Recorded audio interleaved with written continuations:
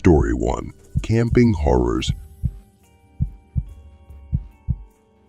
My name is Corey, and I've spent countless hours camping, hiking, and hunting. I've seen all sorts of predators, and I've been in some pretty tough situations, from a tornado headed my way to being tailed by a couple of bears, so I'm not easily scared. Last July, I decided to go camping near my family's farm in western Iowa. I was joined by my girlfriend Alexa, my best friend Jason, and his new girlfriend Samantha. Samantha had never been camping before, let alone more than a mile off the beaten path in the middle of the woods. She was understandably nervous, but we assured her that we would keep an eye on her. We set up camp in a clearing on top of a small hill with a few trees deep in the woods.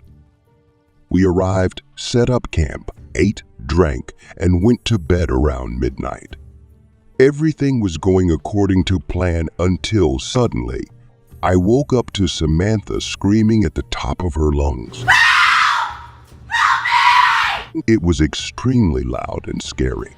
I woke up at the same time as Alexa, grabbed my flashlight and Glock, and ran outside, telling her to stay in our tent just in case. Jason tried to comfort Samantha, who was babbling about something huge going through camp, scratching at the tent and making a terrible noise. I tried to reassure her, suggesting that it was probably a coyote or a mountain lion. We had left our food and trash outside the camp area, so that shouldn't be a problem. I assured her that Jason and I would stay awake, keep the fire burning, and take turns watching the camp, since our movements and the fire could scare anything away. This seemed to comfort her, and she went to sleep with Alexa. Jason and I stayed up, talking quietly, watching the fire and checking around camp for tracks and signs. We couldn't see anything that was obviously wrong or suspicious. It could have been a mountain lion, which worried me, especially since the girls were there. About 30 minutes had passed when Jason stepped out of the firelight to go to the bathroom. He was to my left, my tent was across the fire in front of me, and Jason's tent was behind me. Then to my open right, I saw something and heard a loud crack. Jason heard it too and rushed back to the fire, pulling up his pants. He yelped. I know, it could be a big cat. Better get your .44 out of your pocket too, and get that bright tactical flashlight, he told me. He came back with those, and we waited to light up any areas where we heard more movement. Boom and boom. There was more movement, almost right behind us. We both stood up and turned around, turning on our brightest lights. In a split second, we saw what looked like the shape and size of a gorilla disappear into the trees. I tried to stay calm while Jason froze. I pulled him away and told him we needed to start a fire. As the fire grew, we both got into position, one in front and one behind my tent to protect the girls. We heard this horrible growling and grumbling for the rest of the night, unlike anything I had ever heard before. Loud cracking and popping noises continued to come from the woods behind Jason's tent and all around. Occasionally, we would see something move to the left or right of us in the clearing, just outside the trees. I continued to build the fire, which grew to a large size by the end of the night. As the sun began to rise, we packed up. On our way out, we saw large footprints in the mud below a small stream at the base of the hill where we had camped. The footprints looked like those of a large man, but what we saw was not a man. I don't know what it was or if it was trying to harm us. I don't know if it was the Yeti, and honestly, I don't want to know. The way I see it, it's irrelevant because I initially thought it was a mountain lion, which is also dangerous. This experience won't stop me from camping because sometimes you only hear scary things at night in the woods. After all, scary things do live in the woods. I guess that's part of the adventure. Story 2. The Country Visitor.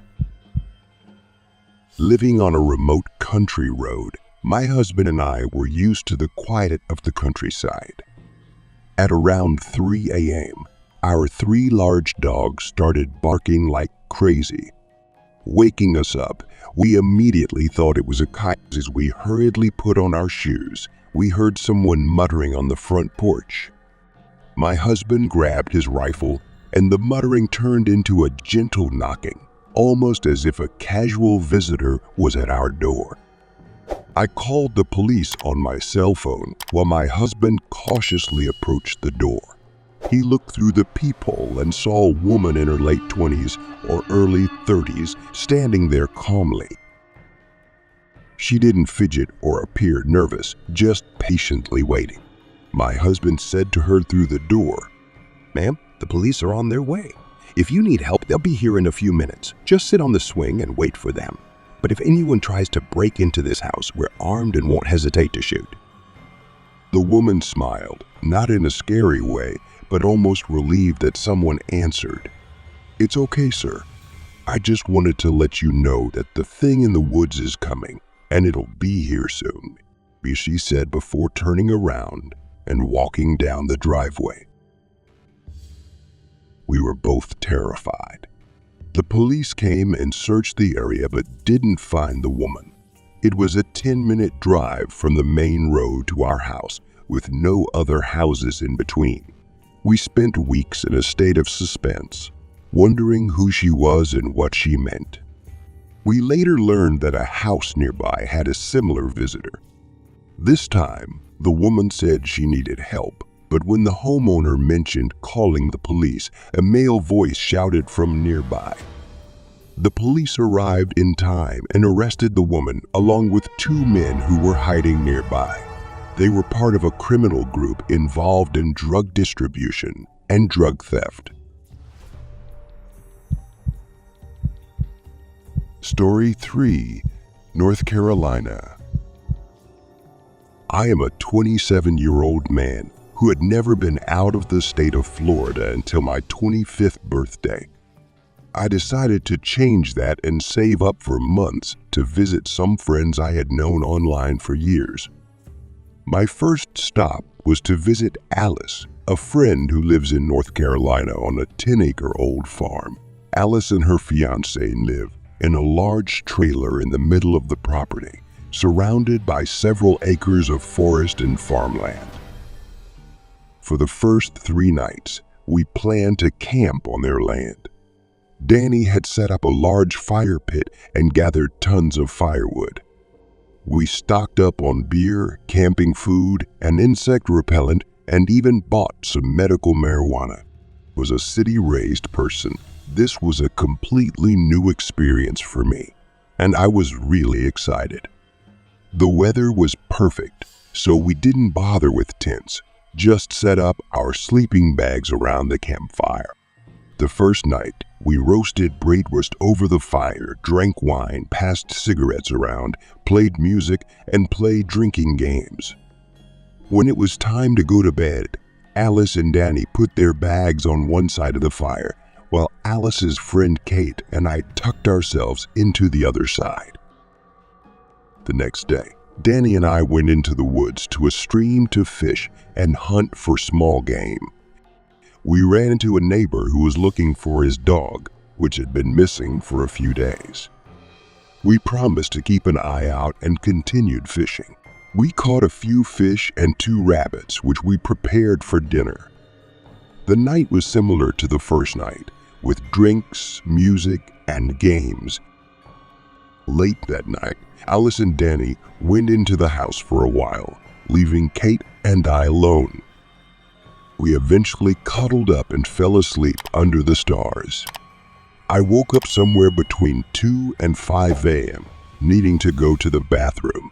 As I was finishing, I thought I saw something moving in the trees. It looked humanoid, like a lanky teenager. It stopped and stared at me for a few seconds before running off into the woods. I figured it was the neighbor's kid and ignored it. The next day, we stayed inside for a while because a neighbor was burning trash, and the smell wafted toward us. We played Xbox and enjoyed some rabbit stew Alice made. That night, the neighbor and his son brought beer and homemade beef jerky. We talked, played games, and I mentioned seeing the kid in the woods the night before. The neighbor's son denied it, saying he had been playing Halo all night. Around midnight, the neighbor and his son left, and we went to bed. I woke up a little before sunrise, feeling uncomfortable. I have bipolar disorder and anxiety, which causes me to have nightmares. I moved to stand up, but stopped when I felt breath on the back of my neck. At first, I thought it was Kate holding me, but then I realized she was in front of me, looking scared and crying. I started to turn around, but she said no, softly. The breathing behind me became heavier and more hoarse, and I felt a weight shift behind me. Then Alice's phone rang, and something behind me jumped off the ground and ran into the woods. Kate and I lay there until the sun rose, too scared to move. When we finally stood up, Kate described seeing a sickly gray figure hunched over us, grinning and making a she sound before lying down behind me. We woke Alice and Danny. The police took our statements but seemed skeptical. We packed up and spent the rest of the day at a hotel, trying to get over the incident. Then I got a call from Alice. A neighbor had found her missing dog dead, along with other animals, near a shack in the woods. Inside, he found dead animals, old magazines, a stained mattress, women's underwear, and a crack pipe. The police had caught a man trying to flee the scene. He matched the description Kate had seen. The man was clearly insane on drugs, or both.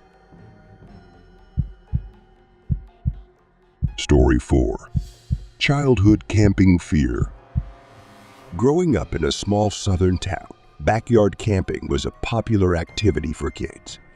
One hot summer night in June, my sister and her friends decided to camp out on the back porch. I joined them, setting up a tent next to the porch. Around 1 a.m., the girls asked if they could come into my tent because they thought they saw someone watching them from the side of the house. At first, I dismissed their fear as paranoia. But once they got inside the tent, I could tell they were genuinely scared, which began to worry me as well. They described seeing a man hunched over near the house, staring at me. To reassure them, I zipped up the tent and listened.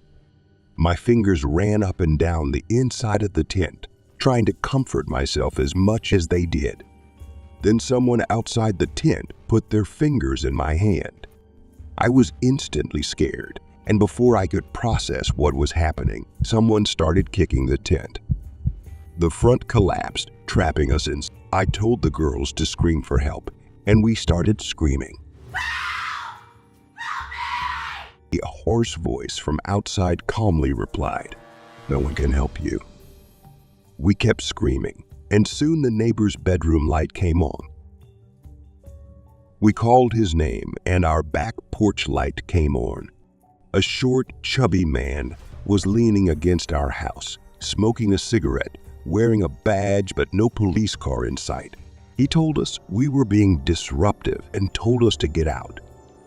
As we stepped out of the tent, my dad opened the sliding glass door and quickly ushered us inside.